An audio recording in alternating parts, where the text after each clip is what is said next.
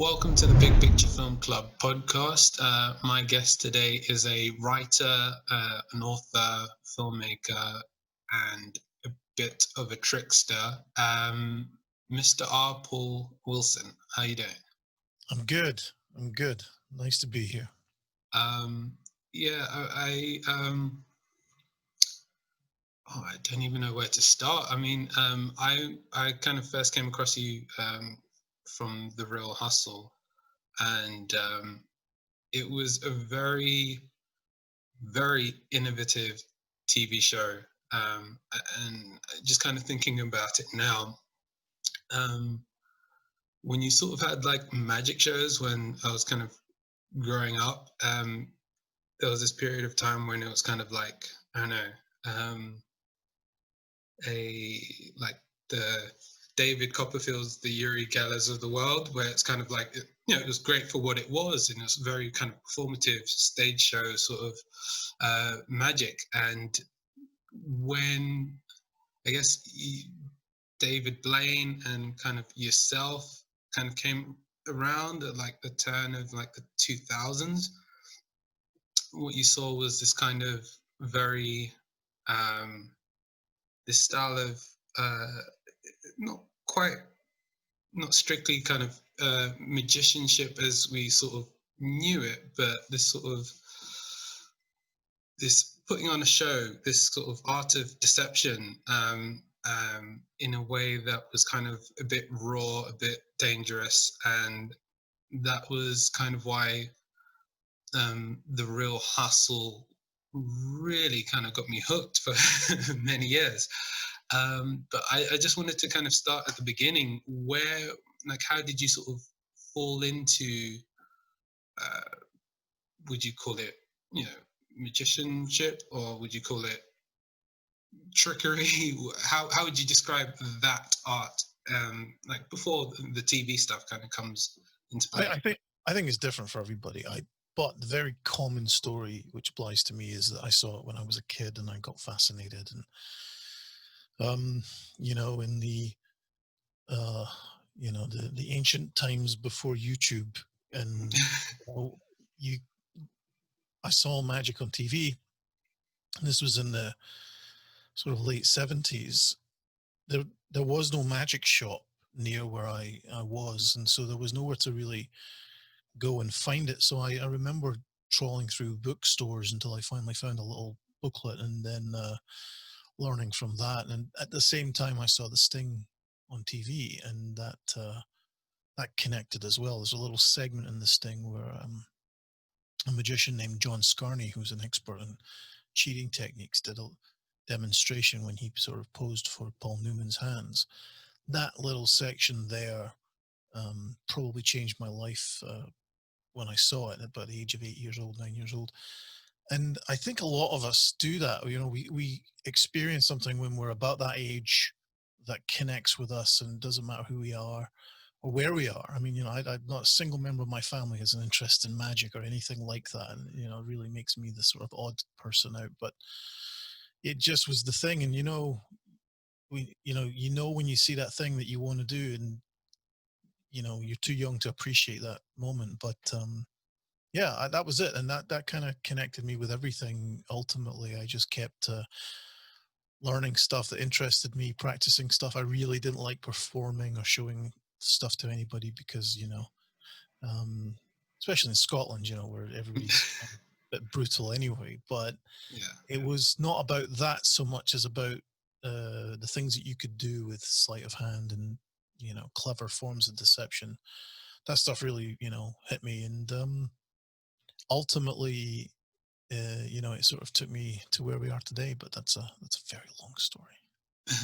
And just kind of kind of digging deeper into that initial exploration of kind of magic, like how do you think for yourself it's a different way of kind of looking at the world, or a different way of kind of looking at how people behave? Because I guess like for me, even that I like magic, but like for me, I'm kind of still wowed by the sense of, all right, how do they how do you even begin to think in that sort of abstract sense to put together a trick to then deceive people and catch them off guard? It There's definitely a very not specific way of thinking, but there's a very different way of thinking. You're absolutely right, and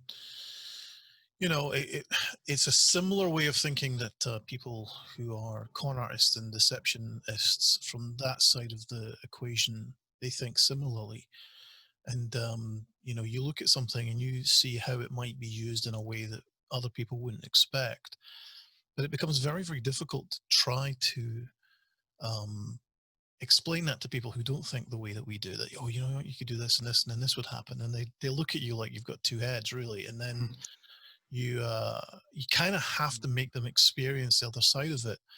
And what's really funny is that you can say, listen, I've got these two things, and if we do this with them, people will think, oh, this happened, and they won't really get it. It just doesn't sound that, sounds impossible. Then they'll experience it, and then they'll literally dismiss it immediately. Oh, well, but that's all it is. And it's that dismissal part is the little junction that divides the very few people that actually go, wow, that did that, that sort of fascination with it, to people who go, oh, is that it? Is that all it is? And Yeah. it is very, very hard. And, really experience and um, how those secrets are presented uh, is really, really important, I think, because it's very, very easy to sort of just say that's how it's done, that's how it's done, that's how it's done, and it doesn't really have much impact other than to sort of ruin the joy of those secrets. I mean, we always say that we're not protecting secrets from the audience, we're protecting the audience from the secrets. Mm, It's not secrets like you can't know. It's like you're welcome to know if you're really into this stuff. You'll find out. But it's that thing of if I hide the stuff that's outside the frame, then you can experience the fantasy stuff or the story stuff or the experiential stuff that's inside the frame. And so I'm trying to help you enjoy that part. It's no fun really to know how the other stuff works if it doesn't really turn you on, really, at the end of the day.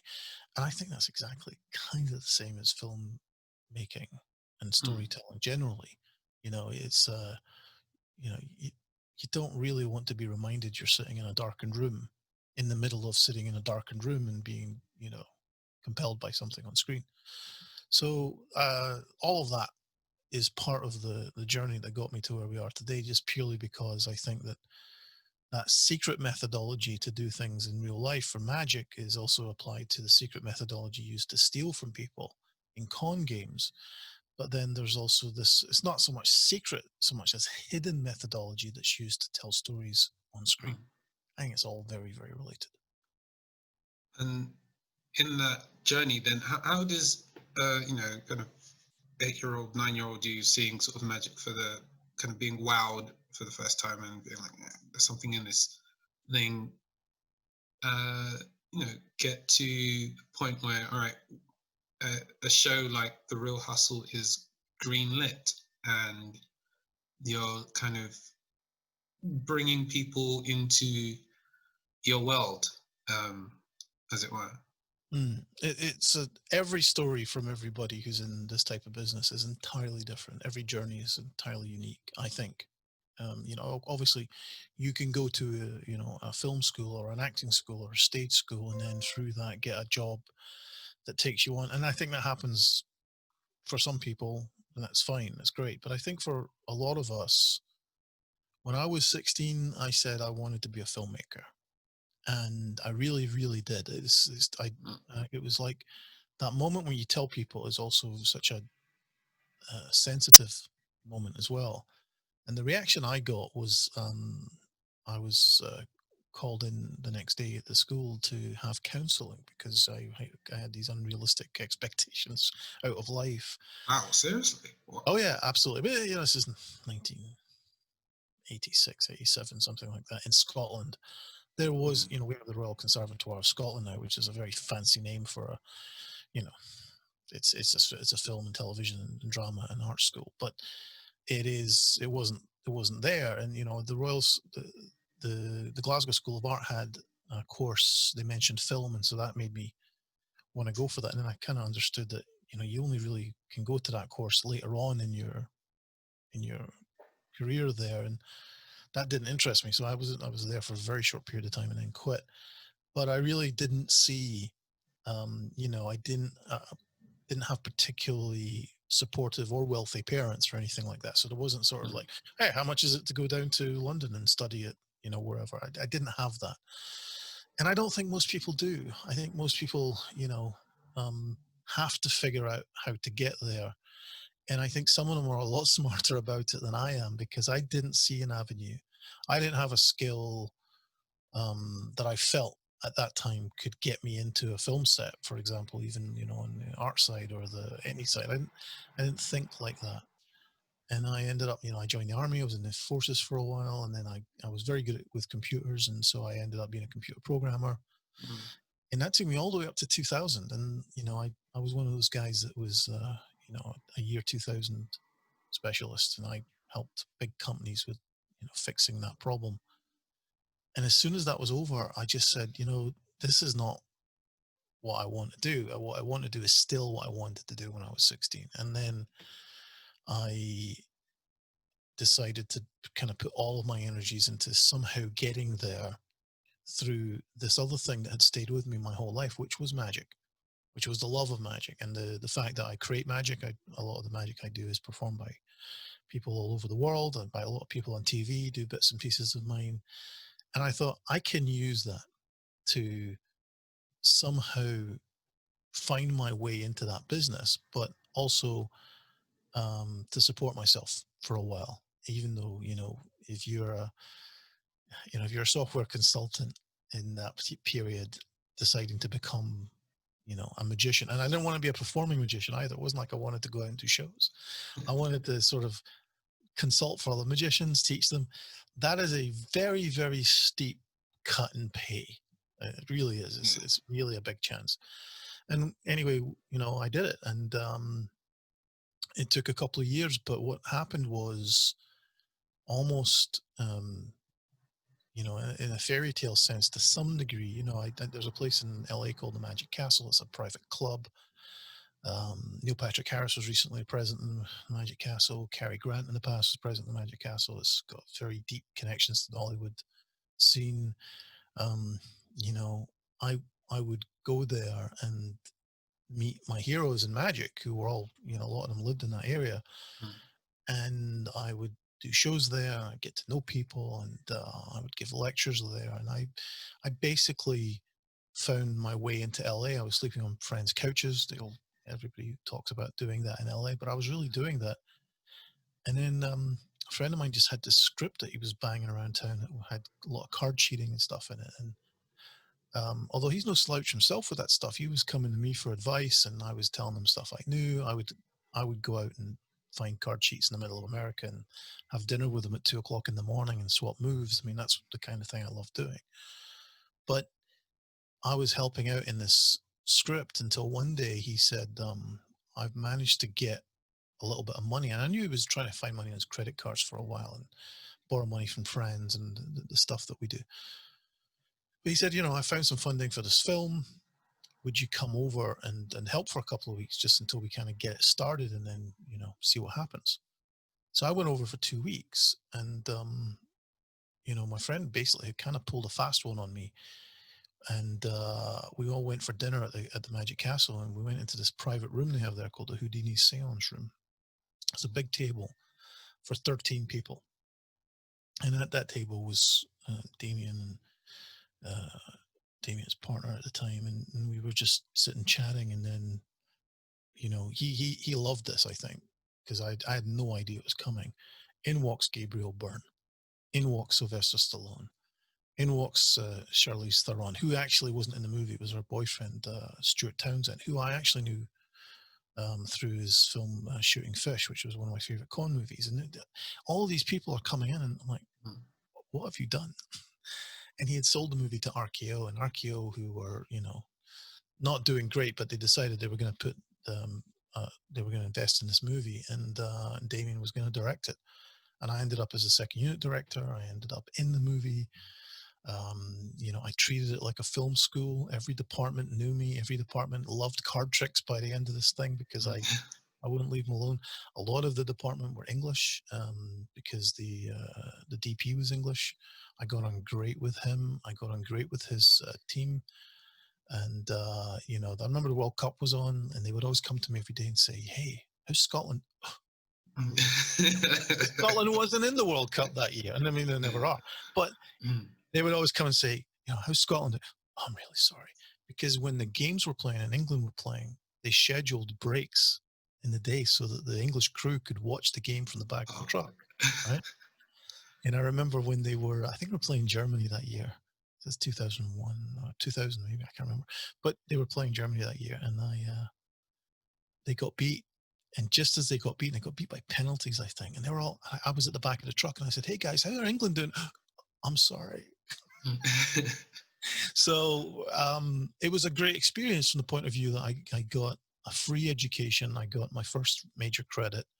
I got to work with really interesting people. I trained Stallone for all the card stuff that he did in that. I got to know, I got to see a, boxing match with him. And I mean, it was, I'm watching some fight with Rocky Balboa. I mean, it was just everything that you could have made up for yourself as the first experience on film. And I felt like I'd really helped the movie. And I came out of that. And I remember when I finished doing the second unit job, the gaffer, English guy, I'm sure his name was Danny, and he came to me and he said, "It'd be good to see you on as the boss one day, but don't hold your breath. It's going to take a long time." And he wasn't wrong. He yeah. wasn't wrong. It's not, it's a big uphill struggle from there. But what came out of that was a show called Takedown, where we went and cheated casinos. It was a sort of hidden camera show that I designed. And then I was asked to come and help produce and write for Real Hustle. And I came out and we did a sort of video with a couple of guys. One of them was Alex. But I was doing a lot of talking on that video purely to sort of help correct what was going on, because a lot of it was a bit magic-y rather than real con stuff. And I guess the BBC said, we'll have the ugly guy as well. And so they took Alex and then they took me. So I think that the authenticity came from, the fact that this is something that I've been into my entire life. Real Hustle came along. And again, you couldn't have made it up. It was great. And it was a really interesting period, but it was 11 seasons of Real Hustle back to back, which kind of put a dent in my film ambitions purely because we were just so busy. It was a long And answer. It was a long answer for a short question. yeah, no, it's perfect. I mean, how is that sort of kind of filming schedule like for TV then, when you're kind of doing these back-to-back episodes? And I guess it is your sort of is there sort of like a particular constraint on the sort of freedom you have to sort of do particular tricks or to devise these particular tricks in perhaps a way that you want, but you are sort of in some ways constrained to a particular TV format for particular audience at the time? Well, we were working for the BBC, so there was definitely some issues. One was that Alex and I, it's very unusual for presenters to be on. The presenters come in on the days that they're filming, they get handed pages, they do their stuff, and they leave. And that's all, generally, every TV presenter you see, that's what they do. Mm, Whereas everybody else who's involved is there from minute one, and they're, back at the office afterwards. And, the presenter has gone home to complain about the amount of work they had to do today. That's generally how most TV stuff works like that. Real Hustle is entirely different. We were the first people in the office when each new production started. Us and the producer, we would start putting the stuff on the wall, what we wanted to do. We would make a presentation. We'd go to the BBC. We'd show the BBC the scams that we wanted to do, and they would then tell us what they were most interested in. They never ever, we used to meet this wonderful woman, Maxine, and I think she's really high up there now. But she would look at the stuff and go, "This will never work." But it's because scams sound like they will never work until you're doing them. So she'd say it would never work. But the one thing she did, I think it really helped us actually in the BBC, especially towards the end.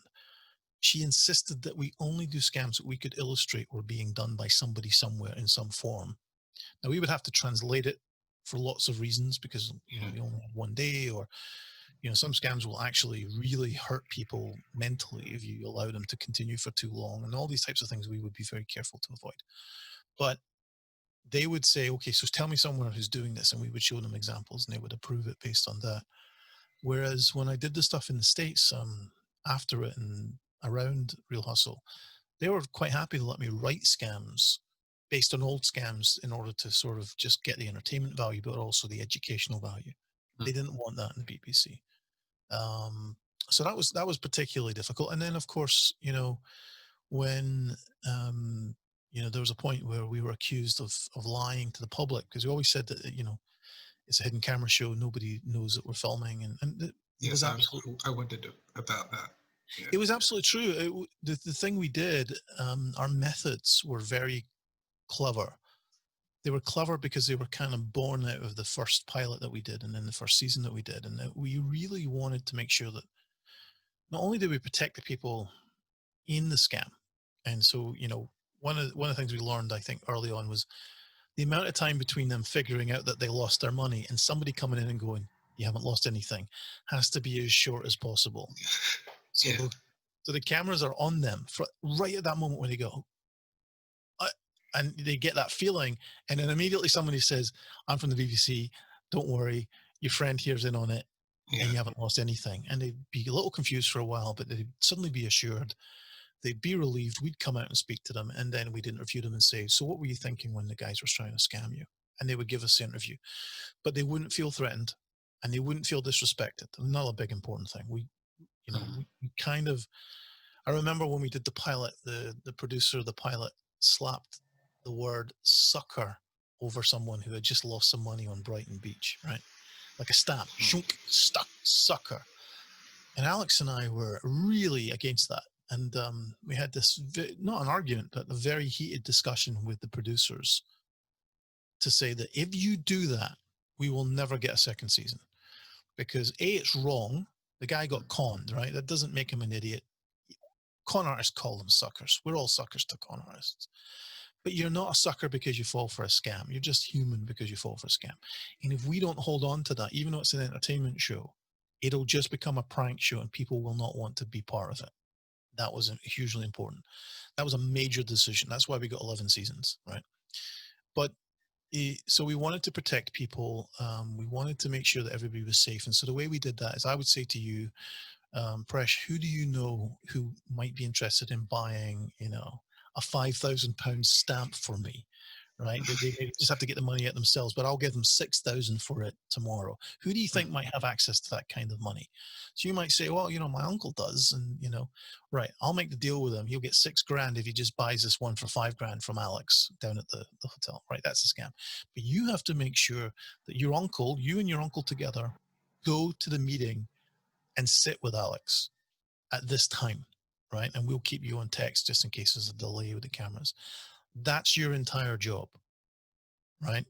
So you make sure that your uncle's there, that he's got the money, that he sits down in the right place, and then everything kind of continues from there. So you are who we would call the setup, right? You're the setup. You set up your uncle. The mark, our terminology for within the show, was your uncle, the person we were targeting.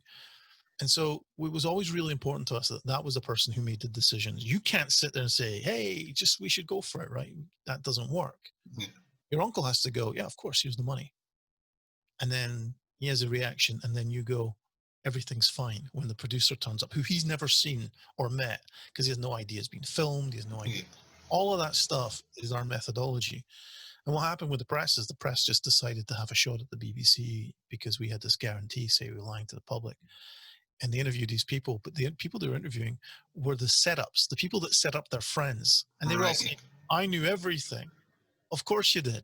Yeah. But your friend didn't. And occasionally we would get people, we get 2 types of things occasionally. One thing we would get is we get people who we genuinely scammed who had absolutely no idea they were being filmed or that it was a scam. And immediately after it was all over, they go, yeah, I knew. No, you didn't. Because if you knew, you and Robert De Niro should be working together as soon as possible because you're the greatest actor in the world, right? And then the other type of person would be the one that we would occasionally run into. Um, we would turn up, and Alex and I would sit down, and the whole thing would be going weirdly, and we just knew they know who we are, they know what's happening, and they're just going along with it, right?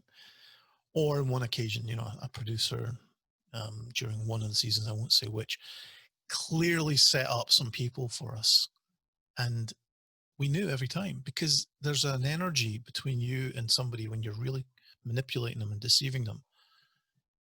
And if they go along with it, and any magician will tell you the same thing. If they call somebody up and they're doing a trick that has been created and learned with ordinary members of the public who have no idea what's happening or what's going to happen, and they happen to accidentally bring up a magician, which happens. There's lots of people who are into magic as a hobby or whatever. They know immediately that they're going along with stuff. They feel it, right? Ask Darren Brown, right? Because it's happened to him. They feel it. And, I've seen Darren send people back because those people are clearly in on, something, not deliberately, but it doesn't work right Yeah. like that. And we did the same. We would just cut the whole thing short and get another one. So we would have you lined up and two other people lined up to come in, and you would come in. And if we scammed your uncle and we were happy with it, we'd sit down and go, "Is that a wrap?" That's a wrap. And then the other people, they'd get a phone call saying, "Really sorry, but the stamp's been sold." And then we'd bank them for another scam maybe in the next season or something like that. But the reason we did that is because quite often we'd sit down and, your uncle would say, "Are you the guy off The Real Hustle?" And that's it. It's all over. So, it was a really difficult, and it got more difficult as things went on. But yeah, there was a lot more behind the scenes than you would think. I mean, how does liability work in that sort of scenario in terms of people, hopefully members of the public, not saying, "Hey, you guys ruined me for one reason or another." And I think is there that an understanding with the public generally, like the people who got con, that all right, cool, I get the entertainment value, here, I sign off on it or whatever. yeah, that's the thing. That was the gamble with Real Hustle, and another reason we had three people set up was that the person may just not sign, or they may say, "I want to take it home and read it." Of course, it wasn't a very complicated agreement. It was just a TV. But also, they were right there at that moment, so they had a very, very clear appreciation of what would be on television. Now, of course, you can edit things any way you like, but we didn't generally do that. It was about us, how we treated them beforehand and after had a very big influence on how many people signed. And I would say, and I've said this many times, and I don't think I'm wrong, that across 11 seasons, 5 people that I can think of did not sign, all of them for interesting reasons, good reasons. Not really, "I can't stand that you did this to me." Mm. Um, but it was more, one person, was estranged from some family people. He didn't want them to see them on TV. And another person was, "I'd love to help, but this is what I do for a living." And we didn't know that. And we realized that we can't put this on TV because this would impact their career. Our researchers became very, very good at getting all of those details and figuring out that, Precious uncle is actually a stamp collector. We don't want him at the table, right? Mm. Or, he sells antiques for a living. Well, you don't want him at the table either because people who buy antiques from him don't want to see him getting conned in this way. But, if he's a used car salesman, let's do it. Or if he's, Okay. something else, let's do it. And these are the types of things that I always said the hardest job in Real Hustle was being one of those researchers and finding people for us and then managing them into position. That was a miracle worker's job right there. Very, very difficult. Everybody, very few people wanted to come back for the next season. Only a few did. Only a few did. And post the Real Hustle, I mean, how's your kind of journey been like in? I think you've kind of taken more of a lead in now, kind of writing and directing, sort of like your own feature-length films, your short films. I came across Trilemma that you put out recently, Mhm. and Isolani. um, and kind of watching both of those films, it's really really interesting because, like, you can still see you've woven in those sort of deceptive storytelling elements into both projects, where Trilemma is almost like a psychological thriller, and Isolani, although it's part procedural drama, police procedural drama, it has this very suspense thriller element where things sort of unwrap. And I guess uh, how's that kind of been now that you're on the do you feel like you're in the driving seat in terms of, like, you as a kind of 16-year-old saying, I want to do filmmaking now? Are you at that place where you're like, all right, these are the films I want to make? And Well, these certainly are films that I want to make. I think that it's it's frustrating in this. I mean, obviously, with the lockdown and stuff, which is what's happening mm, at this exact moment as we record this, it is frustrating because it sort of shuts the industry down. But even before all of this, it's such a difficult uphill struggle to try and get anything off the ground in film because I try and explain it to friends who are magicians. I say, imagine that in order to perform that new card trick you've created, you need to find someone to give you enough money to rent the theater and then hope people come to pay the rent for that theater just to see you do that new show, yeah, which is kind of, if you're a big illusionist or, you're always looking for that kind of backing. It's like that, but on a much bigger scale. And then you've got this kind of weird, um, you know, commercial or artistic, or where are you with all of that, and is it something that will sell, and will you find an audience for it? And it's very very hard to predict any of that. I think when I always was a bit baffled by Bill Goldman's line that nobody knows anything. um, he's wrong. People know everything about the piece that they're in, but nobody knows anything about the whole picture and mm, where it's actually going to go. Nobody knew Star Wars was going to be Star Wars. And um, it's especially when you see interviews from the time when they were still making the movie, or nobody really knew. Everybody was really nervous, and it's so easy to look back and go, but why? It was Star Wars. But I think as a filmmaker, you're hoping, I mean, I think all of us are hoping to be able to tell stories in our own voice somehow. Not necessarily stories that I want to write. I mean, I'm quite keen on filming other people's stories as well. But when I'm writing, I do want to have, as much creative control as possible. And I think I've been lucky to get that. Trilemma was made for, it was made for very little money, but it was made in one room in one alley. That's all we had available to us. And we had to follow all the COVID regulations, and we had to shoot it, 11 times because it was done with an acting school. And the goal was to the two parts of the witness and the suspect. 10 actors played the witness and 11 actors played the suspect. And I picked the two that I would use for the final film. And then I had to edit together 10 other versions of the film so that we could give those actors something to use for their reel, right?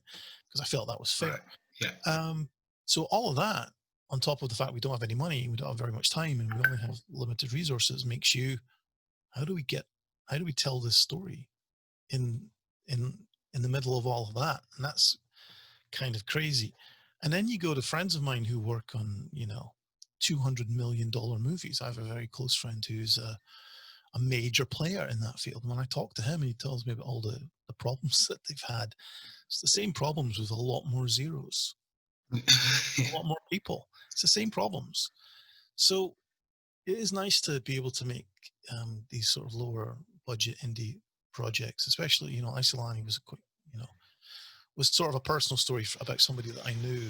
It's extrapolated into what I thought was a really interesting game of deception, where the seemingly weakest player was the most dangerous. That was the goal, where the girl ultimately outmaneuvers everybody. But I think as we've got other things coming that we're working on. and some of them are based in magic and illusion, or use magic and illusion in really interesting ways. Some of it is, I recently read a book that just caught my attention, and it's not a book I could ever write because it's not a world that I fully understand, or a topic that I'm well versed in and could write. But the story connected with me in a big way, and I would love to move forward on that and do something with that. I think it would make a beautiful lower budget picture that would connect with people a lot. But I stumbled onto that, and that's there. And the journey is always, okay, so how are you going to pay for it? And Mm. that's the real frustration of all of this. If I can't raise the money, I will do projects like Trilemma, and we'll figure it out, and we'll do little things and see what happens next. But I'll always be pushing for it. But I do think that the 16-year-old in me wishes that I'd done it sooner. But the road is as long as the road is. Yeah. And I'm always very keen to point out that it's meant that I'm a 50-year-old young filmmaker, right? And Yeah. I can, when I go to film festivals and I'm talking to people and we're talking about all the things we think are wrong with our own movies, which is always quite funny. We're sort of discussing the whole thing. Um, some of those other directors are 20-year-old, 30 years old. It's a spectrum, and we're all going through the same journey, and we all bring different aspects to our roles as storytellers. So I've got a lot more years of stories and Yeah. a very distinct and unique experience through magic and deception. Whereas, I could be speaking to a guy or a girl who's 25, 24, who's lived a life that I can't barely imagine. What stories can they tell? And how can they tell them in the way that I can't? And that's when I get excited. I really do. I get genuinely excited when I realize how distinct each filmmaker can be.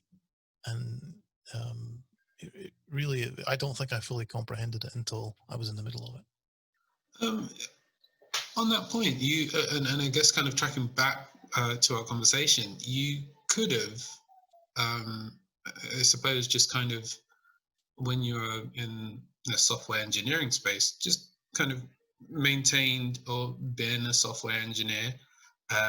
How did you make that shift um, to kind of go down this road and be like, all right, it's, it's films, it's magic.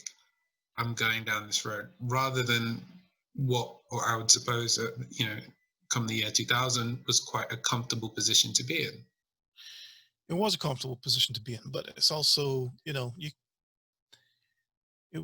it was, the more comfortable you are, the braver you have to be if you want to really chase after something, I think. However, let's not kid ourselves. It's still an advantage to come from a more comfortable position. There are disadvantages too. There are many, but I have two kids, and I had to raise those kids, and the whole thing was based on a deal where if I could just find enough to pay the mortgage, that's all that mattered. To get that paid, Yeah. everything else is comes second in terms of that kind of thinking. It took guts, not, and I don't even mean my guts. I think when you're married, and or you've got a partner, and you're asking them to commit to that. That's very, very difficult. But I was in a position where, you know in the magic world, in the magic community, I was already a known name. I was already well known, and people would buy videos if I put out a video, and I'd done all that stuff. And if I traveled and did lectures, and gave lessons and consulted on shows and helped people with their stuff, I could not only make just enough money, I could at the same time make the connections which would later help me. And that's definitely where I am right now. It's doing that. So again, everybody's is a unique road. Some people just got to join Soho House and buy enough drinks, and they make Yeah. all the connections that they need. Whereas some of us have to, kind of earn them through a different route. Um, Certainly, I've listened to people who, we might sit and look at them and go, how on earth have they been so successful, really, with that, you know? Mm. and because they literally had everything handed to them. There's a sort of, especially in the UK, how many actors and filmmakers have come right out of public school, and the father or the mother's connections to somebody has meant that they're immediately on a film set, or they're immediately able to make their first little short film, or and then they become very hyper successful, and sometimes rightfully so. I mean, I don't want to argue that Mm, Christopher Nolan doesn't deserve to be a great filmmaker, but so do many other people who don't have those advantages coming in. And yet, I'm pretty sure some of those people who've had those advantages, they will bemoan all the things that they had to, all the hurdles that they had to jump over, and all the things, because yeah. it is a hard journey. And yes, there are advantages to being in that position, but I think there's advantages to being in my position, or yours, or anybody's. You've just got to, um, I think, just be honest about it, and do your best, and want to be truthful with your storytelling, even though it's completely fantastic. All of that is the stuff that's really important, and not looking at what other people are doing, or how they got there, or why they got there. And if you happen to be connected to people, or you happen to be a magician, and you can, become a member of a club right in the heart of Hollywood, where you get to meet and talk to and perform for A-list movie stars and directors, and just get to chat to them for. I remember my father-in-law, back then, came out to LA, and went into came and saw me do a show, and afterwards, the guy who saw the show came and was chatting to me. My father-in-law was chatting to him, and afterwards, my father-in-law said, he looked exactly like Elliot Gould. And I said, well, there's a really good reason for that. I mean, that's the thing that happens in places like that, and of course, you don't get that when you're just living in Edinburgh, Glasgow, or you're in Livingston, where I kind of, where I was offered counselling for wanting to be a filmmaker, and it sounded like I wanted to be a spaceman. That's what they heard. I want to be a spaceman, not an astronaut, but a space. So I guess, I don't think their heart was in the wrong place, but I guess that had somebody said, if you're serious, it's going to be a long, hard struggle, Mm, but here are some places you can look, I think my life would have taken a different turn. I don't hold any grudges, because I don't think that was within the field of experience or imagination for the people that I spoke to at that point. And you know what? I would be making different films, or might not be making films at all, if I'd gone a different route. So, yeah. I, I have one final question, and it's kind of as soon as you like said it, like many light bulbs went off in my head. The Magic Castle, like what is that? Like, what is it? How did you even find out about that? And well, describe it for me, when you're please. a magician, and you live over here, and you haven't really gone anywhere yet, the Magic Castle was a sort of famous club, because in close-up magic, which is a form of magic designed, it's kind of a new form of magic, really. They used to call it pocket tricks, but it became a much more complex form of artistic expression over the 20th century, through many voices. But one of the key voices, and one of the most interesting person in that field, was a guy called Di Vernon. And Di Vernon was from Canada. He moved to New York in the early part of the 20th century, got to know a lot of guys, and he was doing amazing card magic that was fooling all the greatest card magicians in the world. And he became very close to Harry Houdini, and I think Houdini was really annoyed, because first of all, Vernon fooled him all the time, and on his business card, he used to have the man who fooled Houdini. But he was in the middle of all of that. But what he did was, he looked at places like card cheating and said, they have these incredible moves in card cheating. Nobody uses them in magic. And, we could talk about this for hours, but it all kind of started with a book called The Expert of the Card Table. And The Expert of the Card Table was written by S.W. Erdnase. And there doesn't appear to be any such real name, but if you read that backwards, it says E.S. Andrews. And it was interesting, because it was a book on how to cheat at cards that taught the techniques. But in the back part of the book, it taught magic tricks with cards. So both things were then together. And it was a beautifully written book. It's a very puzzling book, because some of the stuff that's in there is a bit odd, and nobody really knows who the author is yet, even now. And we we think, we know that Vernon got a hold of this book when he was very young, and it inspired his approach to sleight of hand with not just cards but coins and small objects. And so what happened was is he kind of created, he didn't create it, he became this really important hub that generated a new art form of close-up magic. And in the 60s, when the Larson brothers bought this mansion house that overlooks the it's at, it's at Franklin and Orange, which is just one street up from Hollywood Boulevard. It overlooks the Chinese theater there. When they bought that and they decided to make it a exclusive club for magicians where people could come and pay to come in and watch the greatest magicians in the world, they asked Vernon to come and be their resident legend. And so he moved to Hollywood and he lived there and he was there every night. When I was a kid, I knew he was there every night. I knew that's where you could find Vernon and all the people that came around him who inspired me. And so when I got my chance and I went out there, Vernon had already passed away, but his students and the people that, I got to meet them. And those were people that I looked up to and they became my friends, became my mentors. I learned a lot from them, good and bad. And I hung around and I just became part of that. And so that it was, I don't really know if we could look to any other art form and find an exact situation that's similar, but I'm sure that from your experience, you could tell me about a place or a group where, you know, the really good minds of a young generation, because, even though Vernon was in his 80s when he moved out or 70s when he moved out there, the youngness of the art was still there. And it was all these young kids that came to be with him and be around him. And that's true of everything from skateboarding to heavy metal to rap to filmmaking, right? And all those guys that were getting together in San Francisco and LA to break away from the studio system in the early 70s. Well, in a way, the castle was kind of like that. And if you wanted to, you had to tap into that juice. I mean, you didn't have to. There were other great things happening in other parts of the world, but that was the one for me. And I got to go out there and I got to be part of it. It's still there.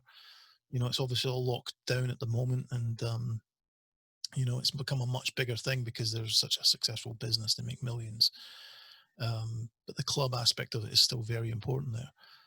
I think I got there at a point that I thought, I'd missed it. I'd missed the great days. In actual fact, the days that I went when I was, my friend whose couch I was, sleeping on, Aaron was one of the truly great minds of his generation in this field. And you know, uh, Lee and Aaron and I and other guys would just sit and talk about this stuff into the small hours in the morning, every little detail. And at the same time, we all had a shared passion for film, right? And that was the direction that I wanted to go in. But it was the thing that dragged me, I think, towards where we are today. So the castle's a long story, but look it up, have a look at it. It's a very interesting place. I think it's going to grow and change and evolve and get better as time goes on. But it's the same as here. Everyone says, "Are you in the magic circle?" Well, no, but I go whenever I can, and all my friends are in the magic circle. But everyone's heard of it. And then in LA, everybody's heard of the Magic Castle, and everybody wants a ticket to get in, and you can only get a ticket from a member. He has to give you an invitation, and that was a big deal. And you have to wear a suit and tie. And they won't let you in. It doesn't matter who you are. Danny Glover was turned away one night while I was there. Oh. I heard the argument. I'm like, what was that? She said, Danny Glover. He was really unhappy. I'm like, Danny Glover's outside. Trying to find him. I go out and he's gone. It's like, I don't think it would have been great for me to, I think he was really pissed off. But he was not the only one. Johnny Carson, who's a huge supporter of the club, was turned away one night by somebody at the front desk who didn't understand the rules because he used to wear a turtleneck, or what we call a polo neck. And that is actually allowed. But she didn't know that and turned him away, and he was very upset. And, but they're serious about it because they want to have that old world feel. So you take a step back into time when you go there. So it's a really interesting place. I could talk about the castle all night. yeah, Mr. Paul Wilson, thank you Yeah. very much for your time today, and thank you for joining us on the Big Picture Film Club podcast. Good luck with it. Yeah, I think we could easily do this for like 2 hours because I think you've got so many stories to tell, and I'm uh, I'm incredibly guilty of making these things go way too long. You know, it's like it's just glad to have a conversation with anybody. yeah. Right. Well, thank you very much for your time, and yeah, All right. we'll definitely, yeah, just keep this going, and I'll hear from you soon. Hope so. My pleasure.